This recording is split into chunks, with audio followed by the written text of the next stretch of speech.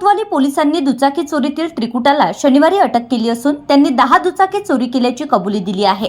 त्यांच्याकडून अमरावती शहरासह जिल्ह्यातील वाहन चोरीचे एकूण 9 गुन्हे उघडकीस आले आहेत। राहुल संतोष सोळंके वय वर्ष 24 राहणार मरीमाता मंदिरजवळ माळीपुरा कारंजा जिल्हा वाशिम, लखन उत्तमराव चव्हाण वय वर्ष 26 आणि महादेव उत्तमराव चव्हाण वय वर्ष 28 दोन्ही राहणार अळणगाव तालुका भातकुली अशी अटकेतील चोरट्यांची नावे आहेत। अमरावती शहरात दुचाकी चोरीच्या घटना सातत्याने वाढत असून प्रत्येक पोलीस स्टेशनच्या हद्दीतील दर दिवसाला दुचाकी चोरीच्या घटना घडतायत।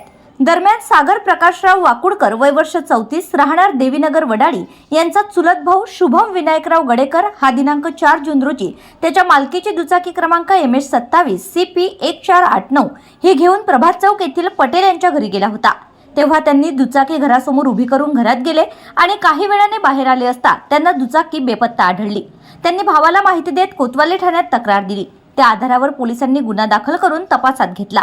दरम्यान पोलिसांनी घटनास्थळावरील सीसीटीव्ही कॅमेऱ्यांची पाहणी केली असता तिन्ही चोरटे दुचाकी चोरताना दिसले। या दरम्यान पोलिसांनी त्यांची माहिती घेतली।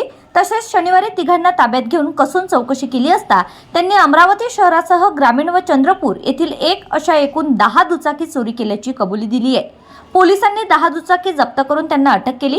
या कारवाईत पोलीस आयुक्त राकेश ओला, पोलीस उपायुक्त श्याम घुगे यांच्या मार्गदर्शनात पोलीस निरीक्षक रोशन शिरसाट, रामदास पालवे यांच्या नेतृत्वात पोलीस उपनिरीक्षक तुषार गावंडे, रंगराव जाधव, दिनेश मिश्रा, पोलीस अंमलदार मंगेश भेलाये, हरीश बुंदिले, प्रदीप राठोड, प्रमोद हरणे, मंगेश दिघेकर, अथर अली, निलेश कांडलकर, आकाश इंगोले, बाबूसिंग राठोड, सुनील विधाते, जीवन भांडे, सतीश कावळे, रामविजय गेडाम, विश्वास गोंडाणे, दिनेश जवंजाळ, राजेश सदाशिवे यांचा समावेश होता।